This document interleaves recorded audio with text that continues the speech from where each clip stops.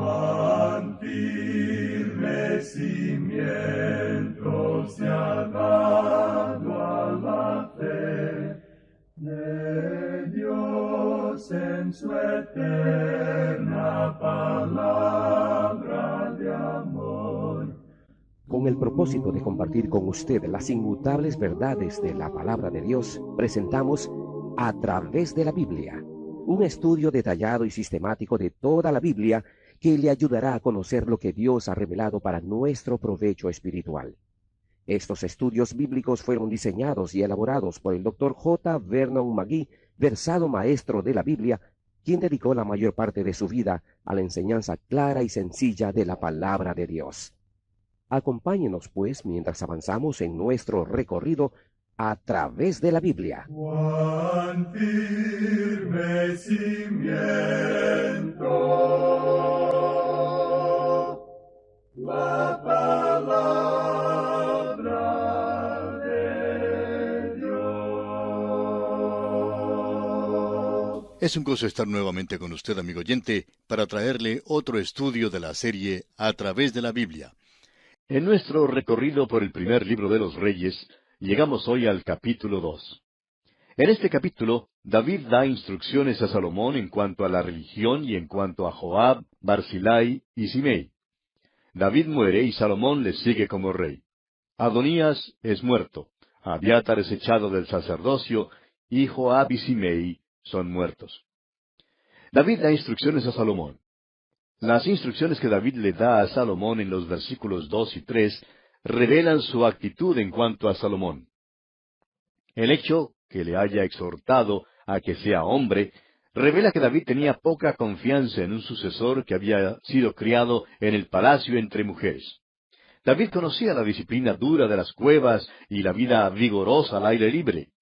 Salomón tenía, en cambio, gusto de comodidades, lujo y holgura.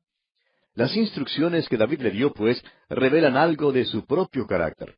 Comencemos entonces leyendo los primeros 2 versículos de este capítulo 2 del primer libro de los Reyes. Llegaron los días en que David había de morir, y ordenó a Salomón su hijo, diciendo, Yo sigo el camino de todos en la tierra, esfuérzate y sé hombre. En primer lugar, David dijo, Yo sigo el camino de todos en la tierra. Este es el camino del hombre. El apóstol Pablo, en su carta a los Romanos, capítulo 5, versículo 12, dice, Por tanto, como el pecado entró en el mundo por un hombre, y por el pecado la muerte, así la muerte pasó a todos los hombres, por cuanto todos pecaron. Ahora, por un hombre entró la muerte, y la muerte pasa así a todos los hombres porque todos han pecado. El pecado de Adán ha sido pasado a todo hombre. Si el Señor tarda en venir, nosotros también pasaremos por la puerta de la muerte. ¿Por qué? Porque este es el camino de todos en la tierra. Este es el camino que hemos de viajar. No es una cosa muy bella. Casi nunca se describe la muerte hoy en día, porque nadie quiere pensar en algo que sea tan desanimador para la raza humana. En el Salmo 23, versículo 4, David declaró lo siguiente, Aunque ande en valle de sombra de muerte, no temeré mal alguno, porque tú estarás conmigo. Tu vara y tu cayado me infundirán aliento. Ahora David no hablaba aquí del hecho de que había llegado a la hora de su muerte. Como alguien ya ha dicho, el mismo momento que le da a uno la vida, empieza también a quitársela. David habla del hecho que cuando uno empieza a vivir, empieza a andar en un valle. Mientras más ande uno por ese valle, más angosto se hace. Usted puede gozarse de la buena salud hoy, pero siempre existe la posibilidad de morir antes de la puesta del sol. Luego David le dice a Salomón, esfuérzate y sé hombre. El Señor Jesucristo, hablando allá en el capítulo 7 del Evangelio según San Lucas, versículos 24 y 25, dijo a la multitud que había salido para ver a Juan el Bautista, y leemos en ese pasaje, Cuando se fueron los mensajeros de Juan, comenzó a decir de Juan a la gente, ¿qué salisteis a ver al desierto? ¿Una caña sacudida por el viento? Mas, ¿qué salisteis a ver? ¿A un hombre cubierto de vestiduras delicadas? He aquí los que tienen vestidura preciosa y viven en deleites, en los palacios de los reyes están. Juan el Bautista había sido criado en el desierto, era robusto, era hombre. Al parecer, David dijo estas palabras a Salomón porque no era un hombre fuerte y varonil. Amigo oyente, ¿ha considerado usted algunas de las pinturas que representan a nuestro Señor? No nos gustan porque casi lo presentan como un hombre afeminado. Algunas de las pinturas más recientes, sin embargo, han tratado de lograr una imagen más varonil. Permítanos decirle, amigo oyente, que si usted pudiera haber visto a Jesús cuando caminaba en la tierra, habría visto a un hombre robusto, un hombre en todo el sentido de la palabra. Tenía callos en las manos, era carpintero, tenía músculos, era varonil, era Dios, pero era verdadero hombre. Salomón no era como su padre. David sí era un hombre. Salomón no era tan varonil. David era robusto. Salomón había sido criado en los palacios. El hecho es que había sido criado en los palacios de las mujeres. Ahora, ¿por qué Salomón tuvo 1000 mujeres a su alrededor? Amigo oyente, la respuesta es muy obvia. Todo lo que sabía Salomón era acerca de las mujeres. De modo que David le dice, te he hecho rey y quiero que te portes como hombre. No creo que seas hombre en todo el sentido de la palabra, pero haz lo mejor que te sea posible. Este es el mandato que David le dio a este joven que había sido criado con ropa preciosa y que vivía en deleites. Salomón no era como David, no fue como Juan el Bautista tampoco, y tampoco fue como nuestro Señor Jesucristo. Pero ahora es rey.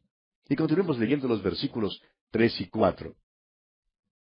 Guarda los preceptos de Jehová tu Dios, andando en sus caminos y observando sus estatutos y mandamientos, sus decretos y sus testimonios, de la manera que está escrito en la ley de Moisés, para que prosperes en todo lo que hagas y en todo aquello que emprendas. Para que confirme Jehová la palabra que me habló, diciendo, si tus hijos guardaren mi camino, andando delante de mí con verdad, de todo su corazón y de toda su alma, jamás, dice, faltará a ti varón en el trono de Israel. David urge a Salomón a que se mantenga cerca al Señor y a la palabra de Dios. Su consejo al joven es muy importante. Ahora sabemos que muy poco caso se hace a la heredad que David le dio a Salomón, pero creemos que lo que David le dejó le permitió a Salomón llegar a ser uno de los más grandes reyes de la tierra. El hecho es que Salomón probablemente era uno de los reyes más conocidos que jamás haya vivido. Y esta es la heredad que David le dio a Salomón. Primero, transfirió la dirección de la nación, de la casa de Saúl y la tribu de Benjamín, a Judá, y estableció la casa real de David. Ahora esto es de suma importancia, como usted bien podrá ver cuando lleguemos al Nuevo Testamento. El Evangelio de Mateo principia con una declaración muy importante. Dice allá en el capítulo 1, versículo 1 de este Evangelio, libro de la genealogía de Jesucristo. Fíjese usted, hijo de David, hijo de Abraham. Luego en el Evangelio según San Lucas, capítulo 1 y versículos 31 y 32, el ángel Gabriel le dijo a María, y ahora concebirás en tu vientre, y darás a luz un hijo, y llamarás su nombre Jesús. Este será grande, y será llamado Hijo del Altísimo, y el Señor Dios le dará el trono de David su padre. Jesús, pues, estableció la casa real de David. En segundo lugar, David estableció a Jerusalén como la ciudad santa y como el centro de la religión y capital nacional para los judíos. Y esto ha continuado hasta el día de hoy. Aún en sus años fuera de su tierra, el judío siempre ha considerado a Jerusalén en esta luz. Jerusalén era la ciudad favorita de David. Llegó a ser la capital para la nación de Israel. Salomón embelleció la ciudad edificando el templo y la hizo el centro religioso de Israel. Sin embargo, debemos notar que fue David quien hizo los preparativos para el templo. Bien, en tercer lugar, David, prácticamente hablando, extirpó la idolatría e hizo que la adoración a Jehová fuese universal en la tierra de Israel. En cuarto lugar, conquistó a muchas naciones las cuales rindieron tributo a Israel y a su rey. Extendió los límites del país hasta Egipto al sur y al río Éufrates al norte y al oriente, incluyendo mucho más territorio que en cualquier otro tiempo de la historia de la nación. David en realidad es quien extendió los límites de Israel más allá de lo que jamás se hubiera extendido antes o después. No fue Salomón quien lo hizo. Hubo paz durante el reinado de Salomón, pero hubo guerra durante el reinado de David. Bueno, en quinto lugar, Aunque David fue un monarca oriental con un harén algo grande, los matrimonios extranjeros de David fueron mayormente políticos y relativamente libres de la corrupción religiosa y moral. El tener un harén era la costumbre de aquel entonces, pero Dios no aprobó que David tuviera tantas esposas. Fue debido a ellas que se halló en apuros todo el tiempo. Los muchos hijos que le fueron nacidos por estas mujeres causaron un alboroto constante dentro del palacio. Fue algo que causó miseria y tristeza a David durante toda su vida. No hubo ninguna corrupción en sí con respecto a los matrimonios de David. Es verdad que cometió un pecado terrible, pero eso fue antes de su matrimonio con Betsabé. No hubo ni un solo escándalo después de eso. Ahora, en sexto lugar, David era poeta y músico, alguien que se había ganado el cariño del pueblo como el dulce cantor de Israel. En séptimo lugar, David planeó el templo, el cual debía exaltar la vida religiosa de la nación y la adoración de Jehová, aunque no le fue permitido edificar la casa de Dios.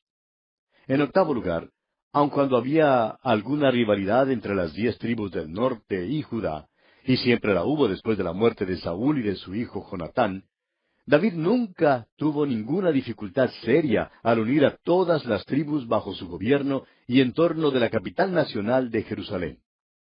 Y en noveno lugar, a la hora de la muerte de David, la nación no era inferior a ninguna otra en poder ni en valentía militar, y el pueblo se gozó de una larga medida de paz y libertad, al vivir seguro cada hombre debajo de su parra y debajo de su higuera.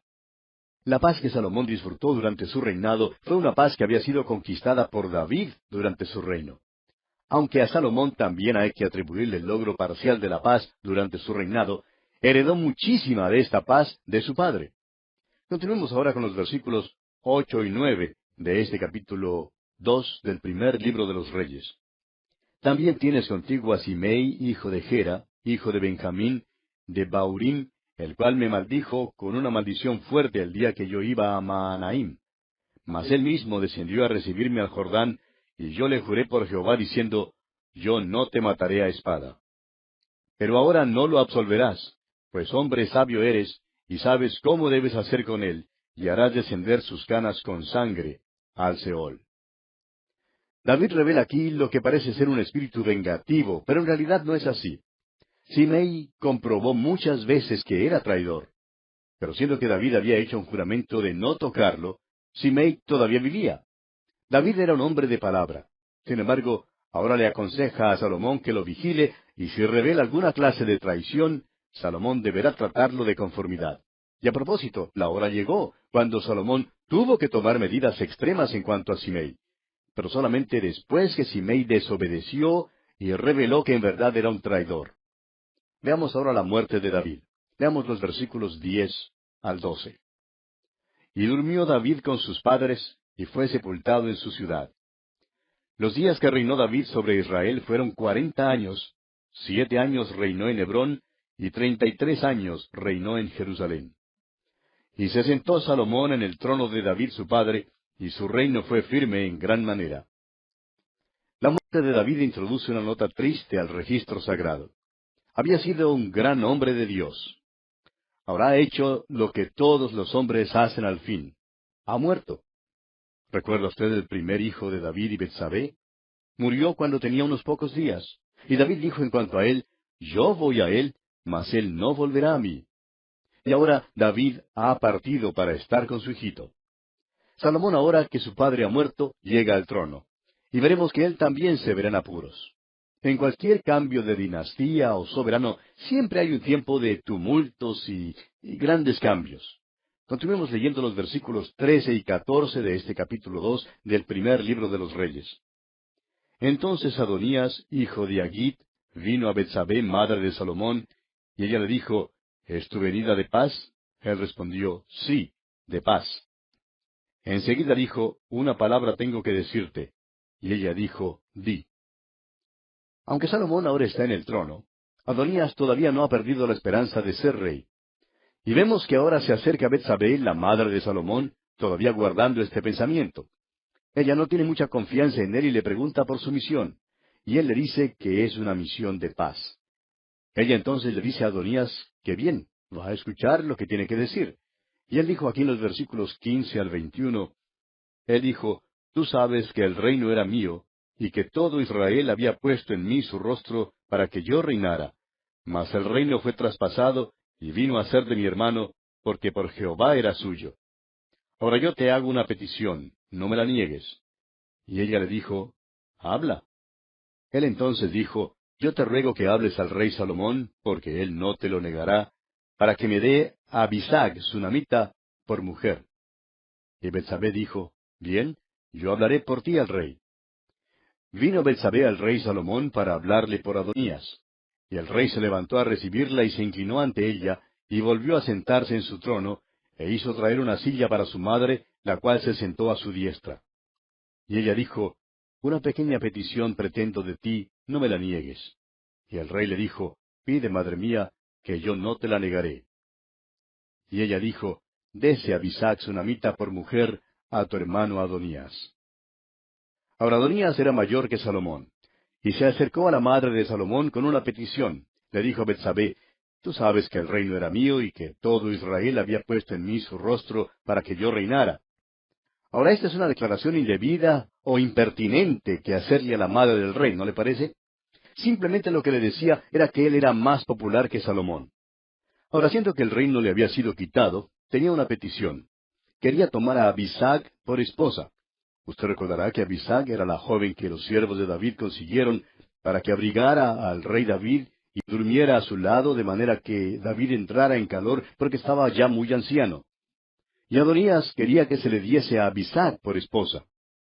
Ahora, esta era una petición bastante grande, una cosa muy exigente que pedir. Pero Adonías sabía que Salomón no se lo negaría a su propia madre. Es por eso que fue a Betsabé en lugar de ir directamente a Salomón. Pero veamos lo que Salomón responde aquí en los versículos 22 y 23 de este capítulo 2 del primer libro de los Reyes. El rey Salomón respondió y dijo a su madre, ¿por qué pides a Abisag sunamita para Adonías?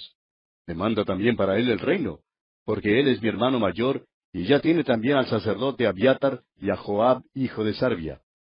Y el rey Salomón juró por Jehová, diciendo, así me haga Dios y aún me añada, que contra su vida ha hablado Adonías estas palabras. Lo que Adonías hacía en verdad era dar un paso para tratar de apoderarse del trono. Hacía una cosa sumamente peligrosa, pero era muy astuto en cuanto a todo.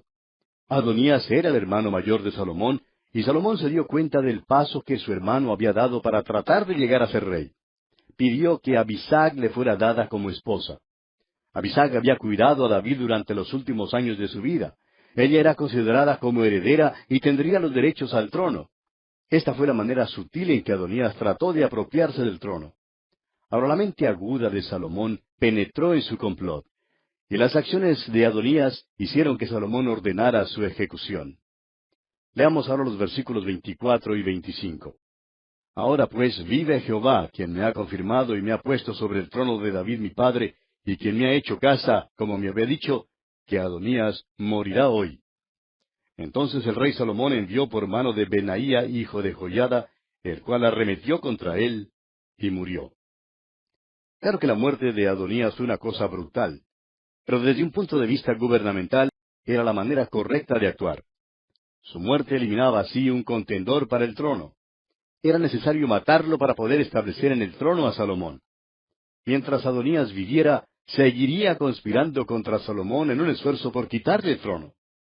Veamos ahora la separación de Abiatar del sacerdocio. Leamos los versículos 26 y 27. Y el rey dijo al sacerdote Abiatar, vete a Anatot, a tus heredades, pues eres digno de muerte, pero no te mataré hoy, por cuanto has llevado el arca de Jehová el Señor delante de David mi padre, y además has sido afligido en todas las cosas en que fue afligido mi padre. Así echó Salomón a Abiatar del sacerdocio de Jehová, para que se cumpliese la palabra de Jehová que había dicho sobre la casa de Elí en Silo. Abiatar, descendiente de Aarón, fue quitado de su oficio sacerdotal y fue enviado a casa en deshonra, porque había participado en la rebelión de Adonías. La única razón por la cual no fue muerto fue debido a su lealtad a David durante la rebelión de Absalón. Y eso terminó el linaje de Elí. Consideremos ahora la muerte de Joab. Leamos los versículos 28 al 30. Y vino la noticia a Joab, porque también Joab se había adherido a Adonías, si bien no se había adherido a Absalón. Y huyó Joab al tabernáculo de Jehová, y se asió a los cuernos del altar. Y se le hizo saber a Salomón que Joab había huido al tabernáculo de Jehová, y que estaba junto al altar. Entonces envió Salomón a Benaía, hijo de Joiada, diciendo, Ve y arremete contra él. Y entró Benaía al tabernáculo de Jehová y le dijo, El rey ha dicho que salgas. Y él dijo, No, sino que aquí moriré. Y Benaía volvió con esta respuesta al rey diciendo, Así dijo Joab, y así me respondió. Cuando Joab oyó lo que le había pasado a Abiatar y a Adonías, optó por huir. Huyó al tabernáculo del Señor y se asió de los cuernos del altar. Ahora este siempre era un lugar de seguridad. Era como una ciudad de refugio. Salomón escogió a Benaía, hijo de Joiada, para ser el verdugo de Joab. Él salió en busca de Joab y le pidió que saliera fuera del tabernáculo. Ahora Joab rehusó salir diciendo que prefería morir allí mismo, haciéndose de los cuernos del altar. Pero Benaía no quiso matar a Joab dentro del tabernáculo. Por tanto, regresó al rey y le contó lo que Joab había dicho. Y veamos la respuesta de Salomón aquí en los versículos 31 al 34 de este capítulo 2 del primer libro de los Reyes. Y el rey le dijo, Haz como él ha dicho, mátale y entiérrale, y quita de mí y de la casa de mi padre la sangre que Joab ha derramado injustamente.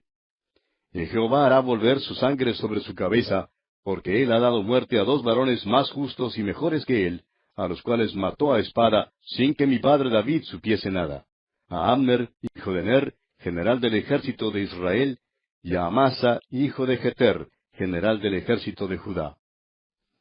La sangre pues de ellos recaerá sobre la cabeza de Joab, y sobre la cabeza de su descendencia para siempre, mas sobre David y sobre su descendencia, y sobre su casa y sobre su trono, habrá perpetuamente paz de parte de Jehová.